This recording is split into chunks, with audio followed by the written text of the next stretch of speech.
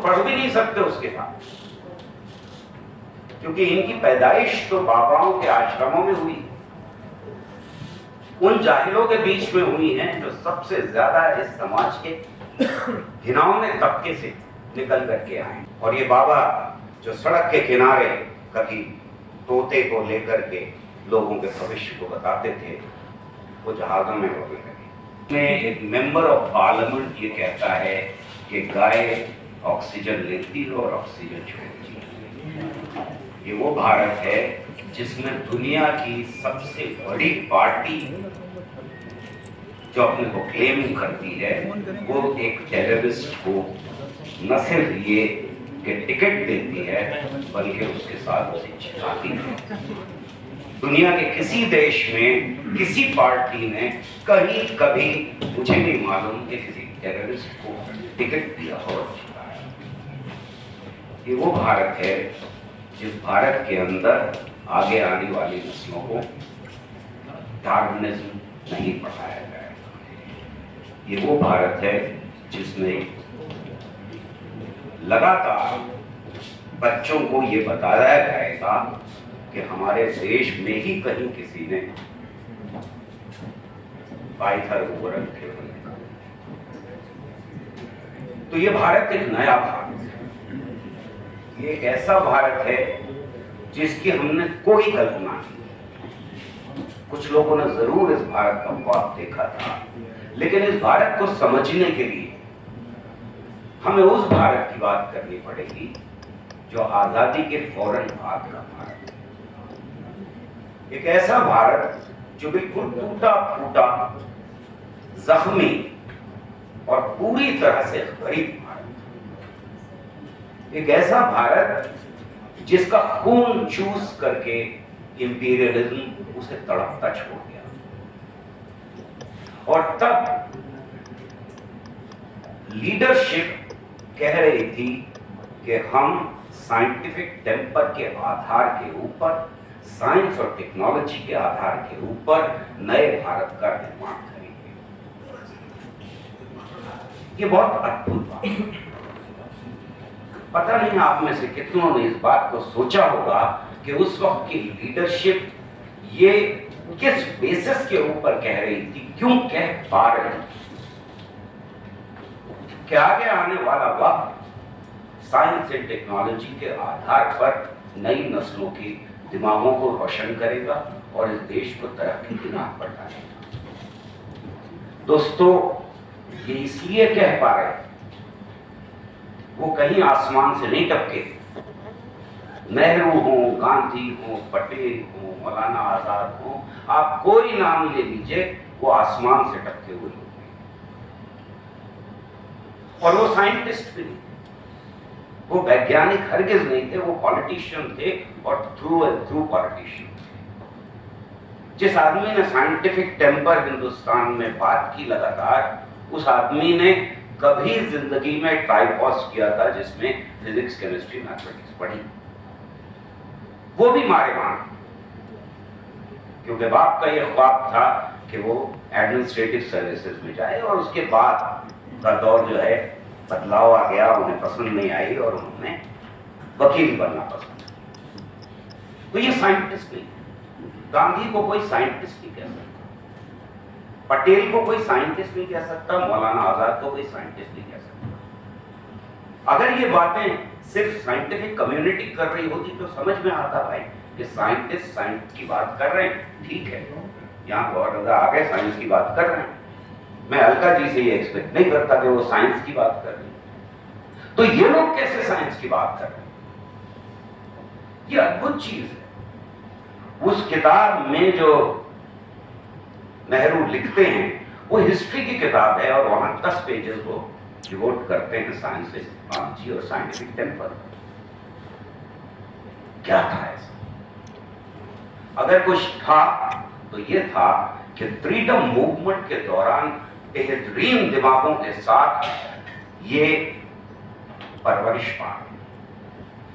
गांधी की, नेहरू की, पटेल की, आजाद की और जितने भी नाम हैं, वो परवरिश उनकी हो रही थी हिंदुस्तान के ही नहीं बल्कि दुनिया के बेहतरीन। और इसलिए एक true and true politician scientific temper पे बात कर सकता था, ये फ्रेज क्वाइन कर सकता था, देश के सामने विजन रख सकता था कि आगे आने वाला देश साइंस एंड टेक्नोलॉजी के आधार के ऊपर रहेगा।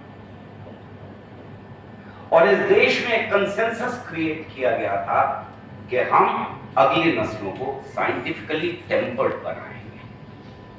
और क्या था ये साइंटिफिक टेम्पर? ये साइंटिफिक टेम्पर था, scientific temper is temper of free man, ये अंडरस्टैंडिंग। और ये अंडरस्टैंडिंग क्या कह रही थी? आप आजाद नहीं हो सकते अगर आप साइंटिफिकली टेम्पर्ड नहीं है, और अगर आपको साइंटिफिकली टेम्पर्ड होना है तो आजाद होना पड़ेगा। एक और जगह नेहरू कह रहे हैं कि साइंटिफिक टेम्पर वो चीज है जो आपको नए डेटा की बेसिस के ऊपर पुरानी सारी मान्यताओं को झटक देने की हिम्मत देता है, हर एक को परखने की हिम्मत देता है। ऐसा नहीं है कि ये नेहरू पहली बार कह रहे हैं,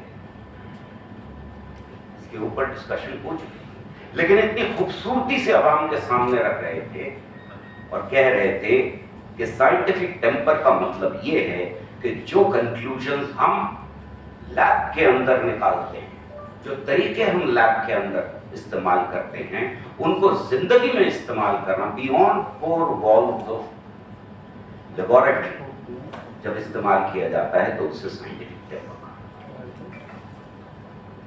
सोचिए एक बार फिर कि वो वक्त था जब 30% से कम लोग अपनी दस्तखत कर पाते थे स्कूल, और एक आदमी लगातार अपनी पब्लिक मीटिंग्स में बार बार scientific temper, science and technology की बात करता। 80 का दौर, वो पुरानी लीडरशिप खत्म हो, यहां से शुरू होता है बाबाओं का। जो लोग मेरी उम्र के हैं वो इस दौर को बहुत अच्छी तरह से जानते हैं। दिल्ली में लगातार सिर्फ जगरते नहीं हो रहे थे, जवाबी जगरते भी हो रहे। टेलीविजन के ऊपर रामायण का सीरियल धूप के साथ देखा जाता। ये बदलाव का एक दौर था, ये बदलाव का दौर था उन फोर्सेस का जिन्होंने कभी साइंटिफिक टेम्पर में यकीन नहीं किया। साइंस एंड टेक्नोलॉजी की सारी सहूलतें उन्हें चाहिए थी, लेकिन साइंस बर्दाश्त नहीं, क्योंकि साइंस आपके जहन को बदलती है, आपके दिमाग को बदलती। और तब वो लोग पैदा हो रहे हैं इस देश के अंदर जिनको आज हम बाबाओं के नाम से जानते। ये बाबा छुट थे।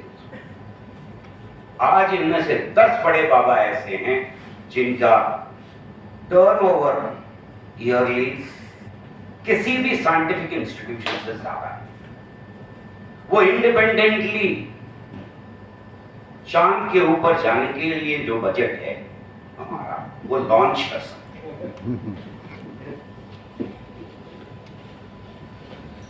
हम यहां पहुंचे, पर सिर्फ यही नहीं हो रहा, ये बलात्कारी बाबा, ये ऐसे बाबा फैक्ट्री बना रहे थे जिसका प्रोडक्ट बाहर जा रहा था, और वो प्रोडक्ट था मिथ्स एंड सुपरस्टिशन। उसका एक मार्केट था इस देश के अंदर जिसको वो ग्रैब कर रहे थे, जो मानसिकता बदलने वाला प्रोडक्ट था। और ये मानसिकता धीरे धीरे बदल, हमने शायद कहीं चूक कर, हमने वो ख्वाब साइंस टेक्नोलॉजी साइंटिफिक टेम्पर का ख्वाब छोड़ दिया। और ये बाबा जो सड़क के किनारे कभी तोते को लेकर के लोगों के भविष्य को बताते थे, वो जहाजों में उड़ने लगे। पर सिर्फ ये नहीं हो रहा, कुछ और भी हो रहा। एक पॉलिटिकल लीडरशिप उभर रही थी जो इन बाबाओं के पैर छू करके उभर। आजादी के दौर में पॉलिटिकल लीडरशिप दुनिया के बेहतरीन दिमागों के साथ परवरिश पा रही थी, और यहां ये पॉलिटिकल लीडरशिप बाबाओं के पैर छू करके परवरिश पा रही थी, उनके आश्रमों में पड़ी हुई। हमें मालूम है कि खास तौर से बीजेपी के सारे लीडर्स, हम सब देख चुके हैं, हम उनके क्लिप्स जो सर्कुलेट होते रहे हैं कि उन्होंने किस तरह से बाबाओं के कब कब पैर छुए, और उनमें से कई बाबा आज भी जेल में। तो एक तरफ ये माफिया था जो पॉलिटिकल लीडरशिप की सूरत में ऊपर उभर रहा था, और दूसरी तरफ बाबा थे। इनके बीच में एक नाजायज गठबंधन हमें दिखाई देता है। 2014 के बाद ये पॉलिटिकल लीडरशिप इस देश के ऊपर कब्जा कर लेती है। क्या एक्सपेक्ट करते हैं आप इस पॉलिटिकल लीडरशिप से? ये नेहरू की तरह किताब लिखी, ये गांधी की तरह से अपनी रिक्वेस्ट की, ये तो पढ़ भी नहीं सकते उसके बाद, क्योंकि इनकी पैदाइश तो बाबाओं के आश्रमों में हुई, उन जाहिलों के बीच में हुई है जो सबसे ज्यादा इस समाज के घिनौने तबके से निकल करके आए। और इसी बीच, जिसका जिक्र बहुत विस्तार से किया, इस नेक्सस में जुड़ने वाला क्रोनी कैपिटल भी, आज इस देश के अंदर ये नेक्सस मौजूद है, बाबाओं के पॉलिटिकल लीडरशिप के और क्रोनी कैपिटल के बीच। मेरे ख्याल में हमारी लड़ाई मुश्किल लड़ाई है, लेकिन उतनी मुश्किल नहीं है जितनी हमारे पूर्वजों ने लड़ी थी अंग्रेजों के खिलाफ, जिनका सूरज नहीं डूबा करता था। मुझे पूरी तरह से यकीन है कि नई नस्लें इस लड़ाई को न सिर्फ लड़ेंगी बल्कि जीतेंगी। एक बात मैं यहाँ प्रेस क्लब में हूं और कहना चाह रहा हूं, और वो ये है कि जब फैशिज्म आता है तो हम एक पुर्जा बन जाते हैं, एक इंडिविजुअल शहरी एक पुर्जा बन जाता है जो हमें सामने होता हुआ दिखता है।